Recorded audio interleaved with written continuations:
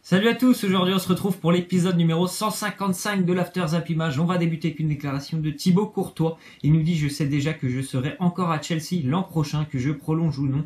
J'aimerais que tout soit clair avant la Coupe du Monde. C'est un petit peu la même chose que ce que nous a dit Griezmann la semaine dernière. Il a dit tout simplement qu'il voulait que sa situation en club elle soit clarifiée avant le début de la Coupe du Monde. Donc c'est pareil pour Courtois, mais visiblement pour Courtois, lui il sait déjà que l'année prochaine il sera à Chelsea. Il y avait de nombreuses rumeurs autour de Thibaut Courtois comme de David De Gea, parce que tout simplement le Real Madrid cherche un gardien depuis presque plus d'un an maintenant. Bon, ils ont toujours pas trouvé un réel gardien, donc visiblement ça ne sera pas Thibaut Courtois qui va continuer l'aventure avec les Blues de Chelsea, lui qui est quand même installé depuis de nombreuses années, et son arrivée en provenance de l'Atlético Madrid. Ensuite on part du côté d'Arsenal avec Mohamed Elneny qui signe un contrat de longue durée avec Arsenal. Donc pour Elneny qui joue que très rarement cette saison, c'est une bonne chose parce que je pense qu'il aura certainement plus de temps de jeu dans les prochaines années. Il doit encore vraiment gagner sa place dans le 11 titulaire. Il joue que très souvent en Europa League. Les matchs aussi de coupe avec Arsenal, en championnat il n'est que très rarement titulaire, le jeune égyptien. Ensuite on voit une déclaration de Heung-min Son. Il nous dit: Harry Kane est évidemment un joueur important pour l'Angleterre car c'est le meilleur joueur au monde. Donc voilà, après c'est une déclaration de Son sur Kane. Ils jouent les deux à Tottenham, donc c'est un petit peu normal qu'il l'encense, mais il est pas loin de la vérité. Harry Kane est certainement l'un des meilleurs joueurs au monde, peut-être pas le meilleur, mais l'un des meilleurs joueurs au monde. Actuellement il est blessé, Harry Kane, donc il n'est pas présent avec la sélection anglaise, et je pense vraiment que la sélection anglaise ça peut vraiment être un outsider pour la prochaine Coupe du Monde. Je trouve qu'ils ont vraiment un bel effectif, il y a vraiment de la qualité sur toutes les lignes, donc ils peuvent vraiment nous surprendre après l'Euro en France où ils ont été assez décevants. Mais après il faut vraiment que Harry Kane soit en grande forme. Bon, déjà il est blessé mais il va revenir pour la Coupe du Monde, il sera présent, et je pense vraiment que l'Angleterre avec Kane ça peut aller très très loin à la Coupe du Monde. Donc franchement j'espère qu'ils vont faire une très très belle Coupe du Monde. C'est quand même une sélection qui a quand même beaucoup de talent. Ensuite on voit la fin d'une ère, on voit plusieurs images. Donc on voit du côté du Real Madrid, vous voyez les images qui passent, et maintenant il en reste plus qu'un, Sergio Ramos. Avant il y avait encore Iker Casillas ou encore Raoul, et puis du côté de Barcelone on pouvait voir Puyol ou encore Xavi. Maintenant il n'y en a plus qu'un, c'est toujours Andrés Iniesta. Donc on voit vraiment que les années passent et le football est en train de changer. Il y a plusieurs stars qui sont partis maintenant dans ces deux grands clubs, et on va dire qu'il n'y a plus que Ramos et Iniesta qui restent vraiment comme les deux symboles, on va dire, de ces deux clubs. Ensuite on voit une déclaration de Xavi. Il nous dit: l'Argentine comme Messi est évidemment un des favoris pour gagner le mondial, l'Allemagne aussi, le Brésil avec Neymar et l'Espagne. J'espère que l'Espagne gagnera. Donc bien sûr pour Xavi qui est espagnol, il espère bien sûr que l'Espagne gagnera. Donc il nous a fait part de ces quatre favoris, on va dire, pour la Coupe du Monde. Il n'a pas cité la France, donc moi aussi je pense que la France n'est pas favori. On peut dire que la France est certainement un outsider. J'aurais pas cité non plus l'Argentine, mais bon voilà, je pense plutôt que le Brésil, l'Allemagne et l'Espagne sont favoris. Et après je pense qu'il y a pas mal d'outsiders, notamment pour moi l'Argentine. En tout cas il espère que l'Espagne va bien sûr remporter la Coupe du Monde. Ensuite on voit une déclaration de Szczęsny, le gardien de la Juventus. Il nous dit: je pense que si Buffon continuait ce serait bien parce que l'équipe a toujours besoin de Buffon en tant que capitaine et en tant que grand gardien. Donc on verra à la fin de l'année si Buffon va faire une petite prolongation d'un an de plus avec la Juventus. En tout cas il a dit: si la Juve gagne la Ligue des Champions il va rester. Bon je ne sais pas s'il va vraiment se baser uniquement sur ça, mais en tout cas on espère qu'il va pouvoir pourquoi pas prolonger d'une saison, et Szczęsny ça ne le dérange pas du tout. Après on sait que tous que c'est une emblème du côté de Turin, Buffon. Donc Szczęsny il attend son tour patiemment, même s'il a quand même joué quelques matchs cette année. On continue donc avec Giuseppe Marotta, l'un des dirigeants de la Juventus, qui nous dit concernant la rumeur Allegri au Paris Saint-Germain. Il nous dit: il a encore 2 ans de contrat et il restera avec nous pendant longtemps. Je pense que la Juventus n'a pas envie de perdre son entraîneur qui a quand même continué à emmener la Juventus l'année dernière, notamment en Ligue des Champions, le titre en Serie A depuis de nombreuses années. Donc il a dit: il me reste 2 ans de contrat, je suis très très bien du côté de Turin. Ensuite on voit une info qui concerne Stefan de Vrij, le défenseur central de la Lazio Rome et le défenseur aussi central des Pays-Bas. Il devrait s'engager en faveur de l'Inter dès la fin de saison, donc au mois de juillet. Malgré l'intérêt de Manchester City et du Barça, il devrait rester en Italie avec l'Inter. Il percevra un salaire de 4,6 millions d'euros. Donc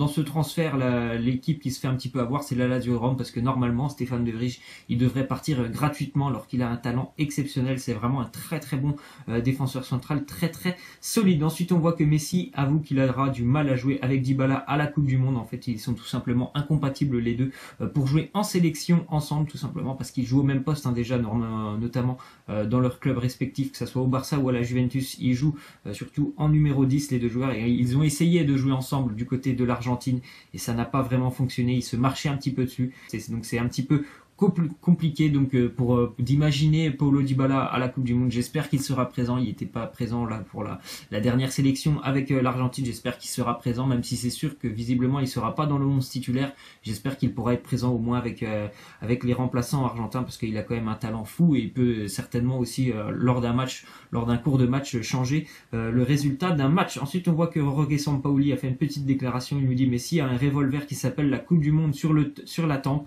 S'il ne la gagne pas, il se fait tirer dessus et meurt. Donc en fait pour Sampaoli c'est tout simplement qu'il n'imagine pas Messi se retirer de la sélection argentine sans tout simplement avoir gagné une Coupe du Monde. J'espère pour lui que ça pourra se faire, hein. Messi, cet immense joueur du football, j'espère qu'il pourra au moins gagner une Coupe du Monde dans sa vie, peut-être pour cet été. Ensuite on voit que Sergio Aguero a fait une déclaration. Il nous dit: à la fin de mon contrat avec Manchester City en 2020, je retournerai à Independiente, donc en Argentine. Donc voilà, on sait maintenant le prochain club de Agüero, et c'est pas la première fois qu'il nous fait ce genre de déclaration. Il lui reste maintenant 2 ans de contrat avec City.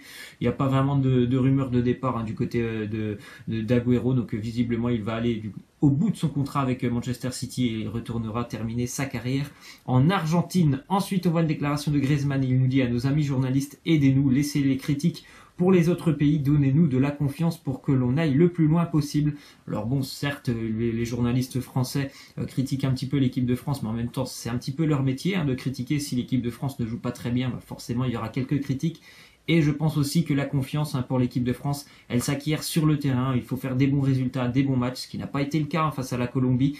Donc voilà, c'est sûr que c'est sûr un petit peu que les journalistes peuvent aider à engranger de la confiance, mais je pense que quand même 80% de la confiance pour l'équipe de France, ça va s'acquérir sur le terrain avec des bons résultats. Ensuite, on voit une déclaration de Pogba sur Griezmann. Il nous dit: s'il vous plaît, pas de critiques, on n'en a pas besoin, mettez-le là-haut. C'est là que vous allez voir du Grisou en pleine forme. Donc encore une fois, ils s'en prennent un petit peu aux journalistes, tout simplement parce que les journalistes critiquent certainement beaucoup l'équipe de France, mais je pense aussi que voilà, ce sont des grands joueurs, ils écoutent certainement un petit peu ce qui se dit dans la presse, mais c'est pas ça qui va vraiment les déstabiliser, je pense, sur le terrain. Ce serait encore des jeunes joueurs de 18 ou 19 ans, ça pourrait peut-être les déstabiliser, mais là on parle de Pogba et Griezmann, des joueurs quand même assez expérimentés. Ensuite on voit une déclaration de Mino Raiola, l'agent de Paul Pogba. Il nous dit: lorsque l'on regarde le transfert de Pogba, Manchester United a payé 100 millions d'euros, mais ils auraient dû en payer le double. C'est sûr qu'à l'heure actuelle, je pense que si Pogba était par exemple toujours à la Juventus, je pense que Manchester aurait dû débourser au moins 200 millions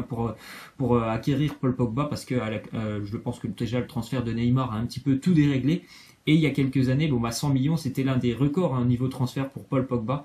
Mais maintenant, 200 millions, étant donné, je pense, la notoriété de Paul Pogba, déjà sur le terrain, plus en plus, c'est vraiment une marque, Paul Pogba. Il fait beaucoup de pubs, donc ça rapporte beaucoup d'argent. Il vend beaucoup de maillots. C'est sûr qu'à l'heure actuelle, je pense que Paul Pogba serait parti pour 200 millions d'euros. Ensuite, on voit une déclaration de Miroslav Klose, l'ancien international allemand. Il nous dit: le foot où j'ai grandi n'est plus là. Aujourd'hui, les joueurs pensent aux voitures, à leurs chaussures avec leur nom dessus et à leurs images. Alors que pour moi, la seule chose qui comptait était le football dans sa forme la plus pure. C'est pour ça, vous pouvez aller voir, il y a une déclaration un petit peu plus longue sur internet, vous la trouverez. Et c'est pour ça tout simplement qu'il a arrêté sa carrière quand il a compris que les jeunes étaient surtout intéressés par leur apparence, voilà, par leur coupe de cheveux. En gros, c'est ce qu'il a dit, leur coupe de cheveux, que les chaussures soient assorties avec les chaussettes. Il a dit tout simplement: je ne me retrouve plus dans ce football, c'est pour ça que j'ai arrêté. Et c'est un petit peu vrai, voilà. Il y a beaucoup de jeunes joueurs en ce moment qui sont plutôt préoccupés pour pouvoir tout simplement poster des photos sur Instagram que par le terrain, et c'est quand même assez triste de voir ça. Ensuite on voit une déclaration de Zlatan Ibrahimovic. Il nous dit: le mondial, si je veux y être, j'y serai, si je ne veux pas, je n'irai pas, mais chaque chose en son temps. Déjà il vient de signer son contrat avec les Los Angeles Galaxy, donc il va arriver, il va pouvoir déjà s'installer du côté de Los Angeles, prendre un petit peu de temps de jeu. Après ça me semble assez compliqué, parce qu'avec le sélectionneur suédois, il nous a dit tout simplement: Zlatan a pris la décision de quitter la sélection nationale en 2016. Ce n'est pas à moi de l'appeler. S'il y réfléchit à nouveau, il n'a qu'à m'appeler. Je ne l'appellerai pas. Donc il faut que Zlatan prenne les choses en main s'il veut revenir avec la sélection suédoise. Mais après, bon, ça serait un petit peu en contradiction avec ce qu'il a dit tout simplement il y a 2 ans qu'il allait arrêter la sélection suédoise. On continue avec une déclaration de Kevin Trapp. Il nous dit: je ne sais pas si Neymar va rester, mais nous, ses coéquipiers, sommes heureux de l'avoir à Paris et nous espérons qu'il reste encore longtemps au club. Donc je pense que voilà, il va rester Neymar encore au moins une année avec le Paris Saint-Germain. Je pense que tout le monde à Paris est très heureux d'avoir Neymar à ses côtés. En plus pour Kevin Trapp, c'est une bonne nouvelle. Normalement ce soir il sera titulaire lors du match entre l'Allemagne et le Brésil. Donc voilà, c'est la question de fin. Je vais vous demander les petits pronos pour cette Allemagne-Brésil. C'est Allemagne-Brésil parce que le match se déroule à Berlin. On rappelle le dernier match entre le Brésil et l'Allemagne, c'était lors de la Coupe du Monde 2014, l'écrasante victoire des Allemands 7-1 face aux Brésiliens. Donc je pense que voilà, l'écart s'est vraiment resserré entre les deux nations. Je vois quand même une victoire des Allemands ce soir, mais par un petit score, un petit 2-1. Il n'y aura certainement pas un gros score comme il y a 4 ans. Voilà, laissez-moi en commentaire vos petits pronos pour ce match, quand même un assez joli match entre l'Allemagne et le Brésil. Il y a aussi un Argentine-Espagne ce soir, et il y aura l'équipe de France qui joue dans quelques heures, mais laissez-moi en commentaire vos pronos pour ce match Allemagne-Brésil. Voilà, j'espère que ça vous aura plu. N'hésitez pas à lâcher des likes, à vous abonner. Moi je vous laisse et je vous dis à la prochaine. Ciao!